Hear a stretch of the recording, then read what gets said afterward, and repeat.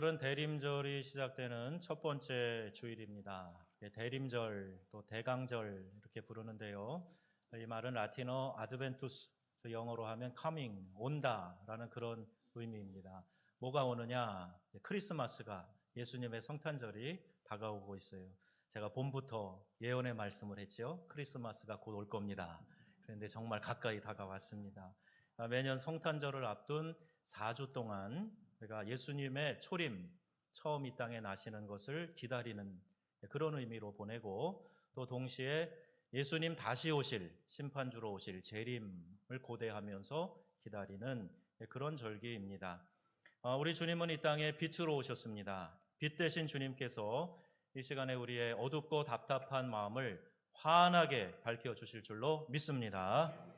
대림절 첫 주일인 오늘을 우리 교단의 지침에 따라서 생명 존중 주일로 지키고 있습니다. 생명 경시 풍조가 난무하는 이때에 하나님이 창조하신 이 생명의 가치, 이것을 깨닫고 소중히 여기도록 교회에서 가르치고 함께 기도하는 그런 주일이 되겠습니다. 성경에는 태초에 하나님이 천지를 창조하시니라. 자, 이런 창조의 선언으로 시작합니다. 하나님이 만드셨다는 거예요. 자연과 인간과 생명의 문제는 그렇기 때문에 하나님을 도외시하면 도저히 풀 수 없는 난제가 되고 맙니다. 우리의 삶은 철저히 하나님과 또 그분의 진리에 기반을 두어야 됩니다. 하나님께서 인류를 하나님의 형상으로 만드셨죠. Image of God. 하나님의 이미지로, 형상으로 우리를 만드셨어요. 이 형상을 기능적으로 이해를 한다 할 때에 인간이 보이지 않는 그 하나님의 보이는 지상 대리자라고 이렇게 설명을 합니다. 하나님은 눈에 보이지 않으시는데 우리 사람을 만드시고 아주 뛰어난 또 하나님의 영, 루아카 우리에게 불어넣으셔서 영성이 있는 존재로 만드셨어요. 그리고 모든 피조물을 다스리도록 우리에게 맡기셨다는 겁니다. 하나님께서 모든 피조물과 생명체를 인류에 맡기셨을 때에 어떻게 이름을 짓고 어떻게 그들을 이끄는가 관심 깊게 보셨어요. 그리고 하나님이 모든 만드신 피조물을 보시면서 하나님 만족해 하셨어요. 참 좋다라고 하나님이 인정하셨어요. 인류는요, 이렇게 하나님께서 맡겨주신 하나님의 피조물들을 관리하는 그런 선한 청지기로 세움을 받게 된 겁니다. 인류 존재의 의미와 목적 중에 하나는요, 하나님께서 창조하신 이 생명들을 귀하게 여기고 질서를 잘 보존하도록 우리에게 하나님이 위탁하셨어요. 살육과 파괴, 이건 인간 본연의 일이 아닙니다. 하지만 아담과 하와의 타락으로 말미암아 인간은 그 본래의 사명, 하나님께서 맡겨주신 관리의 기능, 이것을 잘 감당하지 못했어요. 이제 우리 믿는 성도들은 예수 그리스도의 보혈로 구원을 받았지 않습니까? 또 우리는 잃어버린 하나님의 형상을 또 되찾으며 또 하나님이 우리에게 맡겨주신 사명을 감당하며 살아가는 존재들이지요. 그래서 우리는 생명 존중과 또 이 생명을 소중하게 관리하는 이 기능을 회복해서 하나님이 원래 계획하신 선하시고 기뻐하시고 온전하신 뜻을 이루어 나가야 된다는 겁니다. 안타깝게도 현대사회는 생명 대신에 이 죽음이 넘실거리고 있어요. 이제 하나님의 자녀요, 하나님의 동역자인 우리 크리스찬들, 우리는 이 땅에서 이 생명의 역사를 일구어내는 그런 삶의 가치를 우리가 영위하며 살아야 됩니다. 모든 피조물은 하나님의 자녀와 함께 다시 복권되어서 사망에서 생명으로 옮겨지는 그날을 학수고대하고 있어요. 그들을 구원할 일, 우리 믿는 성도들의 어깨에 짊어져 있다는 거예요.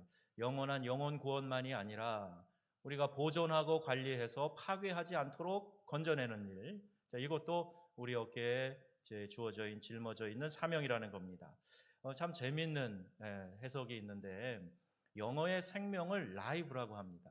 영어 스펠을 가만히 보세요. 근데 이 생명을 거스리는 모든 것을 영어에는 evil, 악이라고 이야기해요. 스펠 순서를 바꿔놓으니까 생명이 악이 된 거지요. 우리는 악을 물리치고 선을 증진하는 그런 삶을 살아가야 할 것입니다. 코로나19는요, 인간이 자연을 파괴하고 다시 자연이 인간에게 가져온 재앙이라 이렇게 해석을 해요. 생태학자들도 그렇게 이야기하고 우리 신학자들도 역시 그렇게 해석을 많이 합니다. 자연은 우리 후손들에게 빌려다 쓰는 것이다 그러잖아요. 우리가 이 자연을 훼손하면 미래의 우리 자녀들이 결국 고통을 겪게 된다는 거예요. 우리 마실 물 오염시키고 산림을 다 이렇게 훼손시키고 그러면 우리가 호흡하고 물 마시고 살아가야 되는데 그런 기본 환경마저도 파괴해서 미래의 우리의 자녀들은 질병과 고통 속에 신음할 수밖에 없다는 거예요.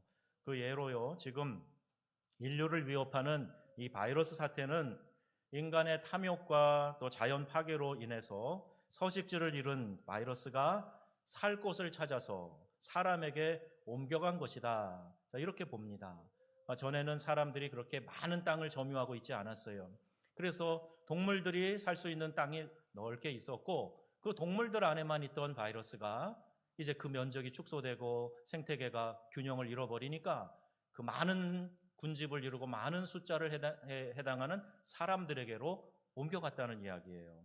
이런 바이러스의 공격은 향후 더 빈번하고 그리고 더 강력하게 나타날 수 있다는 겁니다.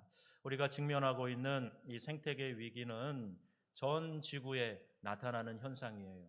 이 코로나도 우리가 팬데믹이라고 하잖아요. 전 지구상에 나타나는 그런 전염병이 되었습니다. 사실 지금까지 우리 인류가 누리는 번영이 생태계 파괴의 대가를 지불하고 있는 그런 상황이에요. 원유를 유전을 설치해 가지고 원유를 다 뽑아냅니다. 그리고 산림 이런 것들을 다 훼손시켜서 사람들이 필요할 목재를 다 쓰고 맙니다. 그리고 여러 가지 자연에 주는 혜택들을 우리가 너무 남용하게 되니까 또 이렇게 막 화석 연료를 떼고 나니까 오존층 파괴되고요. 그리고 그렇게 들어온 빛 때문에 북극 남극 녹아내리고 해수면 높아지고 그리고 자연재앙이 수해와 함께 폭풍과 함께 고스란히 우리 사람들에게로 다가오는 거예요. 이렇게 유한한 자원을 쓰고 있는 지구 땅덩어리에서 무한한 성장을 기대하면서 자연을 마구 훼손했던 것, 이런 인류의 꿈 애초부터 이거 이루어지지 못할 불가능한 거예요. 제한되어 있기 때문입니다. 그래서 어떤 이들은 지구별 갖고는 안 되니까 다른 별을 찾아가야 된다. 이런 이야기까지 나오게 됩니다. 지금 자연의 자정 능력이 한계 상황에 달았기 때문이에요. 자연 생태계가 균형을 잃어버린 상태입니다. 탄소 배출량을 제한하지 않으니까 이거 이제 탄소 협약도 막 깨어지고 그랬잖아요. 그러니까 이제 막 지구가 몸살을 앓고 이런 재해들이 다가옵니다. 코로나19의 근본 극복은 근원적으로 보면 이 생명 존중 운동밖에 없다는 거예요. 지금 이 코로나 바이러스가 사라지게 해달라 기도하지만 그러나 근본적으로 우리 인간 중심적인 이런 물질적인 세계관에서 벗어나지 못하면 또 다른 형태, 이름만 달리하는 또 다른 위협과 공격이 얼마든지 우리를 괴롭히고 이 삶을 뒤흔들어 놓을 수 있다는 겁니다. 재화나 시간이 많이 드는 이 화학 백신을 만드는 것보다 더 근원적이고 효과적인 것이 뭐냐? 그것은 생태 백신을 만들어야 한다는 거예요. 우리의 삶에서 이렇게 균형이 있도록 발전시켜 가고 보존해야 된다는 겁니다. 그래서 우리가 이런 창조와 생태주의적 세계관으로 우리 사고의 패러다임을 전환해야 돼요. 인간 중심에서 하나님의 창조 중심으로, 물질주의적 가치관에서 생명적 가치관으로, 이기주의적 사고에서 공동선을 추구하는 이 존중의 사고로, 탐욕적 인생관에서 절제의 인생관으로, 기계론적 자연관에서 유기체적 자연관으로 변화되어야 한다는 겁니다. 모든 피조물은 창조주 하나님을 중심으로 해서 다 이렇게 연관관계에 있어요. 자연은 더 이상 인간을 위해 존재하는 환경이 아닙니다. 우리와 더불어 살아가야 할 이 공생적인 세계가 자연이라는 거예요. 피조물들이 인간의 탐욕 때문에 탄식하며 고통을 겪게 됐죠. 로마서 8장 22절 말씀이에요. 함께 읽겠습니다. 피조물이 다 이제까지 함께 탄식하며 함께 고통을 겪고 있는 것을 우리가 아느니라. 아멘.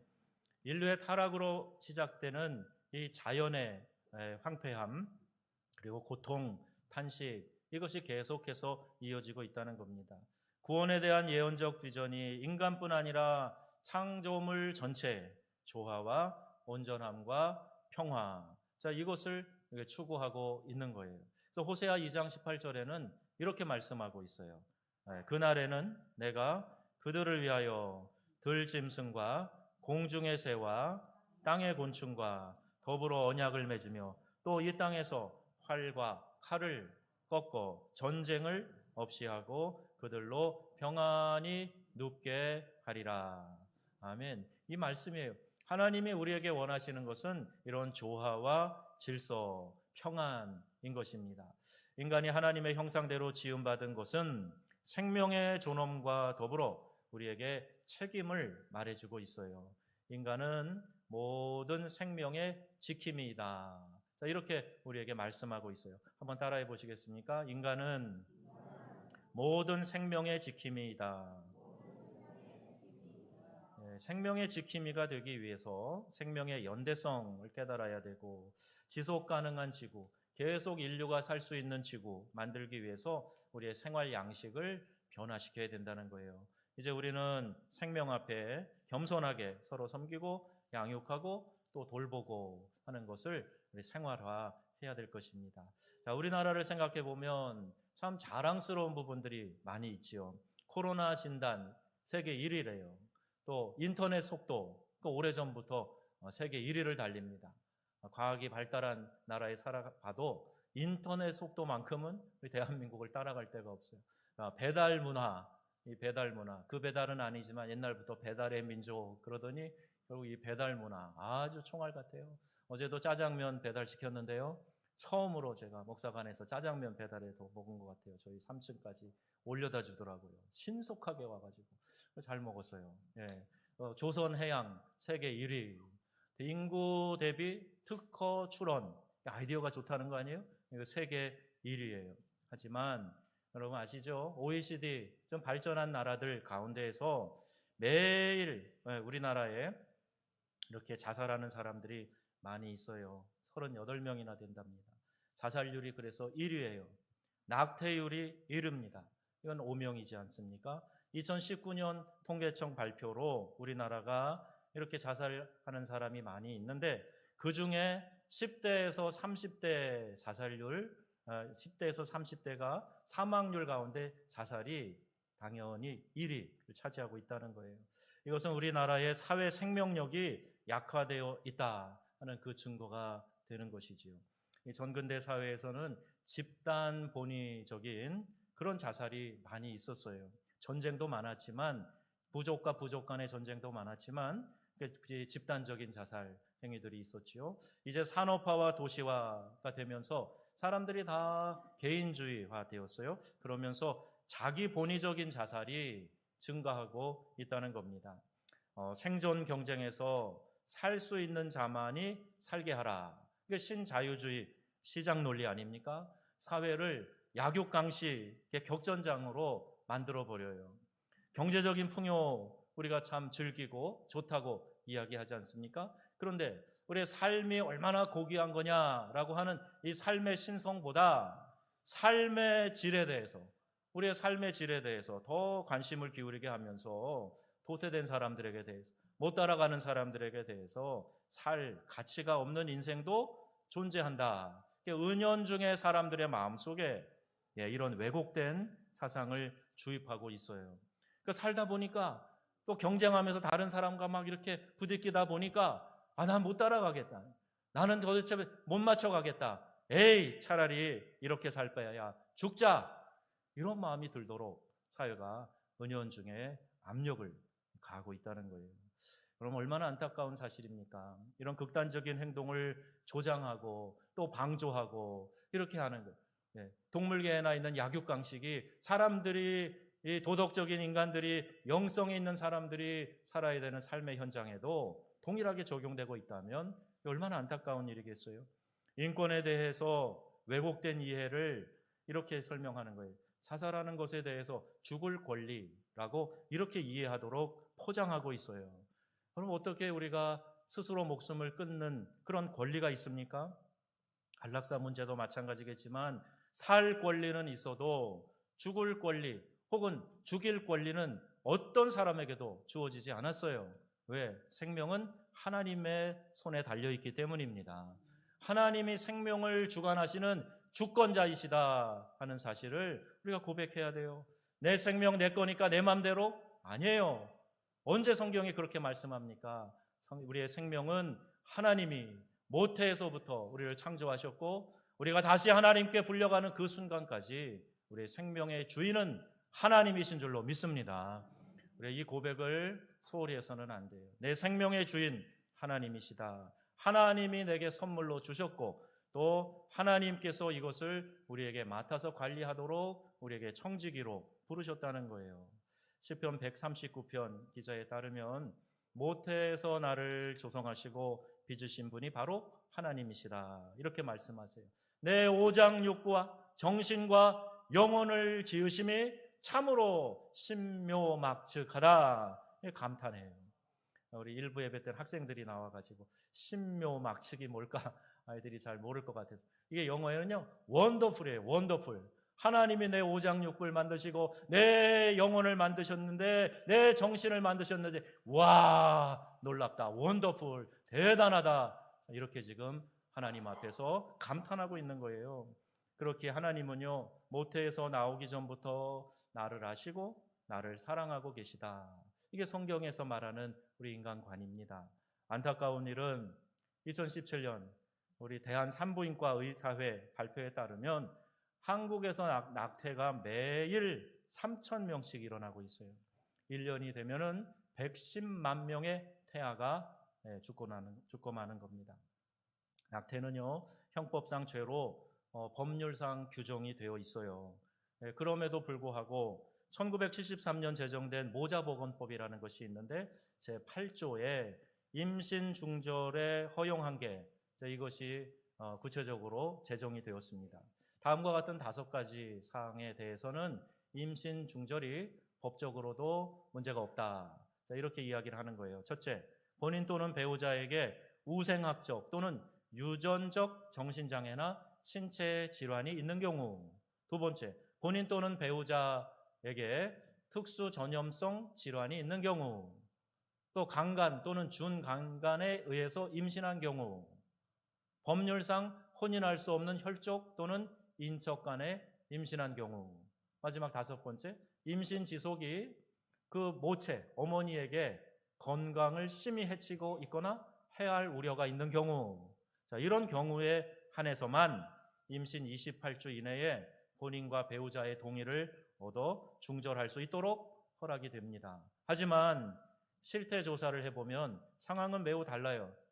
이런 것들이 주로 이유가 되는데 혼전 임신, 남아선호, 자녀 제한, 생활의 어려움, 자녀 간 터울 조절, 원하지 않는 임신의 경우 이런 경우가 대다수를 차지하고 있다는 거예요.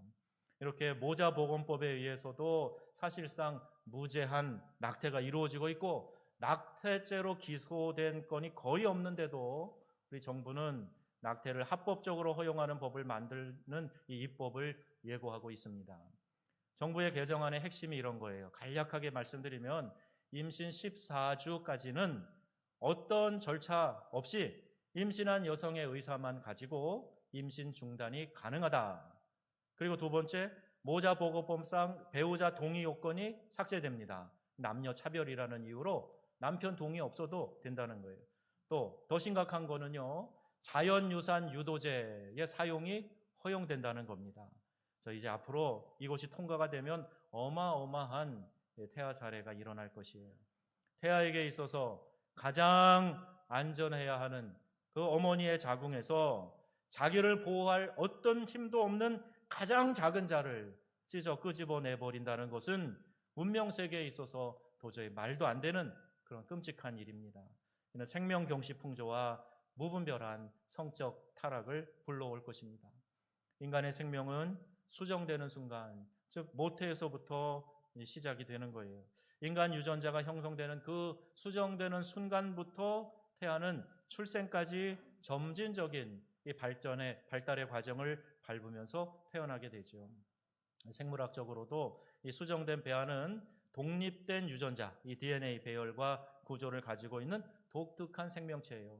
얼마 되지 않아서 이 수정되고 얼마 되지 않아서 심장의 박동이 느껴지는 그런 존재입니다. 과학과 성경은 인간의 삶은 이 수태된 순간부터다. 이런 점에서 일치하고 있어요. 성경도 그렇게 말하고 과학도 그렇게 말합니다. 이 생명의 문제는 사회 공리적인 입장에서 접근해 가야 됩니다. 지금 논의 중인 뭐 언제냐, 14주냐, 24주냐 그거보다도 어떻게에 더 관점을 집중해서 논의가 되어야 된다는 거예요. 정부는 나태를 합법화하는 대신에 건강한 성과 생명에 대한 교육 이걸 더 강화해야 됩니다. 출산 양육이 어려운 임산부를 지원하는 방법으로 나아가야 됩니다. 가뜩이나 우리가 태어나는 아이들이 적은 이 나라에서 인구 출산율이 정말 OECD 국가의 제일 꼴찌예요. 아이를 낳지 않으려고 그래요. 이런 상황에서 어떻게 하면 애를 낳아서 키울 수 있을까? 이런 제도를 마련을 해야지 오히려 태아를 지우는 일을 법으로 만들려고 하는 것. 옳지 않습니다. 기독교인들은 미혼모 쉘터나 장애인 돌보는 일, 그리고 입양 같은 이런 지원 시스템을 마련해서 생명을 공동으로 책임지는 그런 일을 해야 돼요. 낙태는 결국 생명경시 사상뿐 아니라 아동학대까지 이어집니다. 그런 의미에서 여러분 우리 교회는요, 그래 좋은 모델이 되고 있는 거예요. 그럼 우리 아이가 하나 태어나면 교회 처음 올 때 어떻게 합니까? 우리 앞에 불러내서 같이 기도하고 축복하고 우리가 다 부모된 심정으로 이 아이를 위해서 기도합시다 하지 않습니까? 오늘 일부 예배에도 우리 고3 수험생들이 나왔어요. 내가 낳아서 키운 자녀들 아니지만 마치 내 자녀인 것처럼 이 아이들이 시험도 잘 치르고 진로가 잘 열리면 좋겠다. 그리고 축복하고 기도하지 않아요? 이런 교회 공동체 같은 모임의 활성화가 사회에서도 이루어져야 돼요. 교회 모임을 더 적극적으로 강조해서 이런 일에 대해서 사회가 건강하고 안전하게 공동체를 구성해 가도록 해야 되는데 이놈 코로나가 뭔지 오히려 더 모이는 일을 두려워하고 모이면 오히려 혐오스럽게 만드는 그런 이상한 감정을 퍼뜨리는 거 잘못된 거죠. OECD 최저 출산율을 보이는 우리나라가 이 사회 공동 책임 구조로 우리 아이라는 인식을 가지고 임산부를 보호하는 사회 제도적인 장치 이게 만들어져야 된다는 겁니다.